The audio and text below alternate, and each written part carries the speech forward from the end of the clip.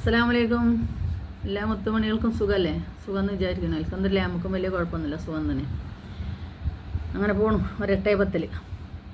അപ്പോൾ ഇന്ന് ഞാൻ എടുക്കുന്ന ടോപ്പിക്ക് എന്താണെന്നറിയാം? നമുക്ക് നമ്മളെ സമുദായത്തിൽ നമ്മളെ ആൺകുട്ടികളെ പറ്റി അവരുടെ ജീവിതത്തിൽ വരുന്ന പ്രശ്നങ്ങളാണ്. പ്രശ്നങ്ങളെന്ന് വെച്ചാൽ പ്രശ്നങ്ങളല്ല, കല്യാണം കഴിക്കാൻ പെൺകുട്ടികളെ കിട്ടാത്ത ഒരു സമയം. അപ്പോൾ ചിലർ കഴിഞ്ഞ പ്രാവശ്യം ഞാൻ ഇതിനെപ്പറ്റി എന്തൊക്കെ പറഞ്ഞപ്പോൾ ചിലർ പറഞ്ഞു പെൺകുട്ടികളെ കിട്ടാത്ത കാലമൊന്നും ആയിട്ടില്ല, ഇഷ്ടംപോലെ പെൺകുട്ടികളുണ്ട് ഞങ്ങളുടെ ഭാഗത്ത് പറഞ്ഞു. പക്ഷെ ഞങ്ങളുടെ ഭാഗത്ത് കിട്ടണില്ല. അപ്പോൾ തന്നെയല്ല, സോഷ്യൽ മീഡിയയിൽ കാണുന്ന രംഗങ്ങൾ കണ്ടാൽ ഒരു പെൺകുട്ടികളും ഇന്ന് 10-18 വയസ്സായപ്പോലും കല്യാണം കഴിച്ച് പോകാൻ തയ്യാറാകാത്തതിൻ്റെ പ്രധാന കാരണം നമ്മളെ സോഷ്യൽ മീഡിയയിൽ വരുന്ന വാർത്തകൾ കേൾക്കണില്ലേ? കല്യാണം കഴിഞ്ഞ് കൊണ്ടുപോകുമ്പോൾ ഒന്നും വേണ്ട, പെണ്ണിനോട് കിട്ടിയാൽ മതി. അവർക്ക് അമ്മായിമാർക്കും കിട്ടുന്ന മാപ്പിളക്കും നാത്തൂന്മാർക്കും പെണ്ണ് കിട്ടിയാൽ മതി. പെണ്ണ് കിട്ടിക്കഴിഞ്ഞ് ഐറ്റങ്ങളെ വീട്ടിൽ കൊണ്ടുപോയി കഴിഞ്ഞിട്ടുണ്ടെങ്കിൽ ഒരു 5-6 മാസം വരെ പല്ല് കടിച്ച് കുത്തിരിക്കും. അത് കഴിയുമ്പോൾ തുടങ്ങും, എൻ്റെ കുടിയിൽ നിന്ന് ഒന്നും കിട്ടിയില്ല, എൻ്റെ കുടിയിൽ നിന്ന് ഒന്നും തന്നില്ല, അത്ര സ്ത്രീധനം കിട്ടുമായിരുന്നു എൻ്റെ മകന്, ഇത്ര സ്ത്രീധനം കിട്ടുമായിരുന്നു എൻ്റെ മകന്. പക്ഷേ ഞങ്ങൾ അവിടെ പോയി കുടുങ്ങി. അതുവരെ അവർക്ക് പെണ്ണ് കിട്ടാത്ത പ്രശ്നമായിരുന്നു. പെണ്ണ് കിട്ടിയപ്പോൾ പിന്നെ ഇങ്ങനത്തെ പ്രശ്നമായി. അത് കഴിഞ്ഞപ്പോൾ ഒരു കുട്ടിയും കൂടി ഉണ്ടാക്കുകയാണെങ്കിൽ എന്താ പറയുക, പണ്ടാരടക്കിയിട്ട് ചിലവ് കൊണ്ടെന്ന് വെച്ചുകൊണു. ഒന്നും കിട്ടിയിട്ടുമില്ല, ഇനി അത് കയ്യിൽ നിന്ന് ചിലവാക്കും വേണം. അപ്പോൾ ഇതാണ് നടക്കുന്നത്. പിന്നെ അത് മാത്രമല്ല, കൊല്ലിയാണ്. കാരണം മക്കളെ സ്നേഹിച്ച് കല്യാണം കഴിച്ച് വാപ്പയും ഉമ്മയും മക്കളും വാപ്പയും ഉമ്മയും കൂടി പഠിപ്പിച്ച് കഷ്ടപ്പെട്ട് ആ മക്കളെ ഈ പറയണ മാതിരി അത്രത്തോളം സ്നേഹിച്ച് വളർത്തിയ മക്കളെ മറ്റൊരുത്തൻ്റെ കയ്യിലേക്ക് പിടിച്ചു കൊടുത്ത് സന്തോഷത്തോടെ ജീവിക്കും എന്ന് തോന്നിയിട്ടുണ്ടെങ്കിൽ ആ മക്കളെ അവർ കൊണ്ടുപോയിട്ട് കൊല ചെയ്യുകയാണ്. ഇതെല്ലാം സോഷ്യൽ മീഡിയയിൽ വരികയാണ്. ഇന്ന് നിങ്ങൾ കാണുന്നുണ്ടല്ലോ എല്ലാവരും. എങ്ങനെയാണ് പെൺകുട്ടികൾ കല്യാണത്തിന് സമ്മതിക്കുക? നമ്മളെ മുന്നിൽ കാണുന്ന അനുഭവമാണല്ലോ നമ്മളെ നല്ലതാണെങ്കിൽ അതിലേക്ക് ചിന്തിപ്പിക്കുന്നതും നല്ലതല്ലെങ്കിൽ അതിൽ നിന്ന് പിന്തിരിപ്പിക്കുന്നതും നമ്മൾ കാണുന്ന നമ്മളെ അനുഭവമല്ലേ. ഇത്തരം അനുഭവങ്ങൾ ഈ കുട്ടികളുടെ ഇന്ന് എല്ലാ കുട്ടികളുടെ കയ്യിലും ഫോണുണ്ട്. എല്ലാം ഈ മക്കൾ കാണുകയാണ്.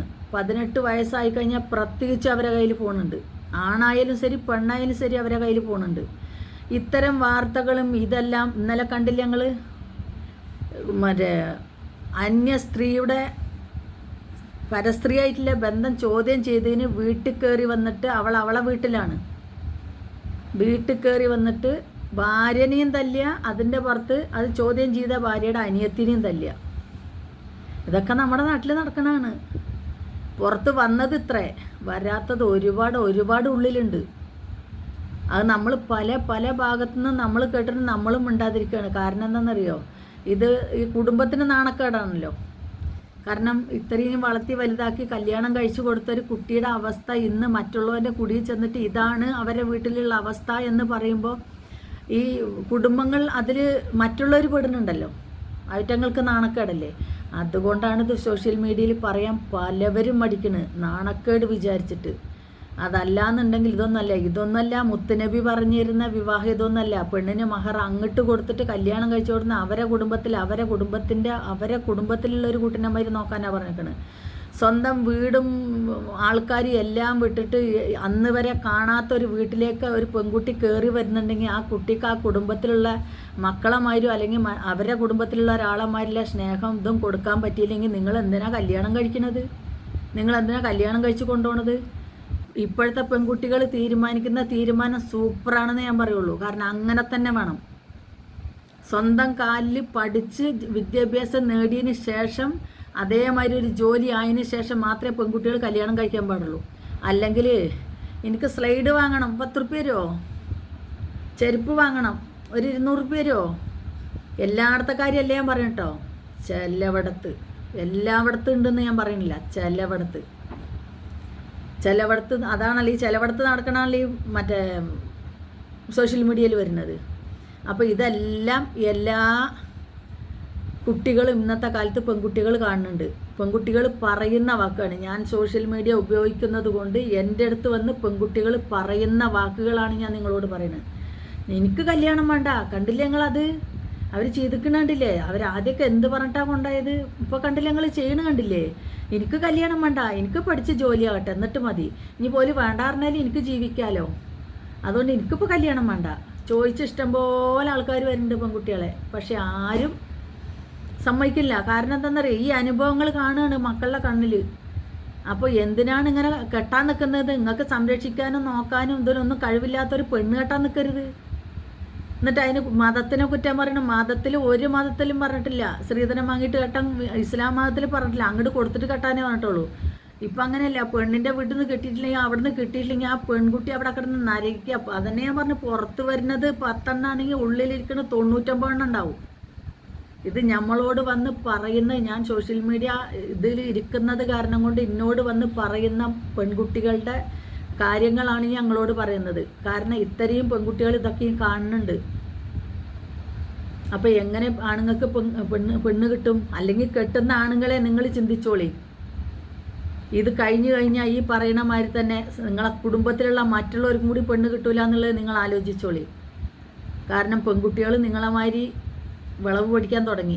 ജോലി മതി, കല്യാണം വേണ്ട. കാരണം അത്രക്ക് കാണുന്നുണ്ട്. വാപ്പിയും ഉമ്മയും പ്രവർത്തിക്കുന്നതും അതിൻ്റെ പുറത്ത് ആ മക്കളത് കണ്ടു വളരുന്നതും കെട്ടിച്ചു കൊടുത്ത് അവിടെ അനുഭവിക്കുന്നതും. എന്തിന്? പഠിച്ച് ജോലി വാങ്ങിച്ചാൽ അന്തസ്സായി ജീവിക്കാം. എന്താ കല്യാണം കഴിഞ്ഞില്ലെങ്കിൽ എന്താ ജീവിച്ചൂടെ?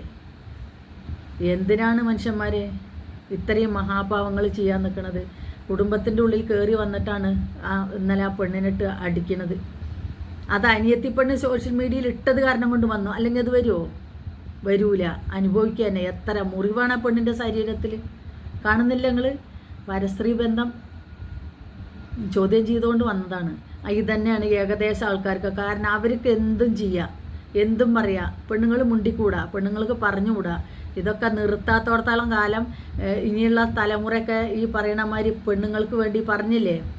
എന്താ പറഞ്ഞത്? ഒരു പഴമൊഴി പറഞ്ഞിരുന്നല്ലോ പണ്ടൊക്കെ, എൻ്റെ അമ്മയൊക്കെ പറഞ്ഞ് ഞാൻ കേട്ടിട്ടുണ്ട്. 40 പെണ്ണുങ്ങൾ ഒരാണിൻ്റെ കൂടെ ഓടൂന്ന്. ആണുങ്ങളില്ലാത്തത് കൊണ്ടുള്ള കാലം വരുന്നു. പക്ഷെ ഇപ്പോൾ അത് നേരെ തിരിച്ചാണ് വന്നിരിക്കുന്നത്. പെണ്ണില്ലാത്തതുകൊണ്ട് പെണ്ണുങ്ങളെ പിന്നാലെ ഓടേണ്ട ഗതികേടിലേക്ക് നിങ്ങൾ കൊണ്ടുവരികയാണ്. അത് നിങ്ങളെ പല കുടുംബങ്ങളിലും ഇന്ന് നടക്കുന്നത് കൊണ്ടാണ് ഈ ആൺകുട്ടികൾക്ക് പെണ്ണ് കിട്ടാത്തത്. നല്ല കുടുംബത്തിൽ കൊണ്ട് കിട്ടാത്തത് അതുകൊണ്ടാണ്. അത് നിങ്ങൾ ചിന്തിച്ച്, എല്ലാവരും ചിന്തിച്ച് പെൺകുട്ടികളോട് പെരുമാറിക്കോളി. എന്നാലേ വരുന്ന തലമുറക്ക് പെണ്ണ് കിട്ടുള്ളൂ. അല്ലെങ്കിൽ പെണ്ണുങ്ങളുണ്ടാവില്ല. പെണ്ണുങ്ങൾ കണ്ടവൻ്റെ പിന്നാലെ ഓടിപ്പോകാനും ഇതിനൊക്കെ നിൽക്കുന്നതിൻ്റെ പ്രധാന കാരണങ്ങൾ നോക്കണം. നിങ്ങളുടെ കുടുംബത്തിൽ സ്വൈരവും സ്വസ്ഥതയില്ലായിട്ട് മുള്ളെടുത്ത് പോണ്ട്, അത് വേറെ. അല്ലാതെയുണ്ട്. അല്ലാത്ത ഒറ്റങ്ങളൊക്കെ കുടിയിൽ വന്ന ഒരു കുട്ടീനായിട്ട് ഒക്കത്തും വെച്ച് പാവങ്ങൾ കണ്ണീരോടെ ജീവിക്കുന്ന ഒറ്റങ്ങളുണ്ട്. അപ്പോൾ എല്ലാം ശ്രദ്ധിച്ചോളി. അസ്സലാമു അലൈക്കും. ഒരുപാട് എന്തോ പറഞ്ഞു പോകണില്ലേ? ഞാൻ പറഞ്ഞില്ലോ, വല്ല തെറ്റുണ്ടെങ്കിൽ ക്ഷമിക്കണട്ടെ. ഞാൻ എൻ്റെ കണ്ണ് കാണുന്ന അനുഭവങ്ങളാണ് പറയുന്നത്. അപ്പോൾ വീണ്ടും ഒരു വീഡിയോസുമായിട്ട് വരാം. അസ്സലാമു അലൈക്കും.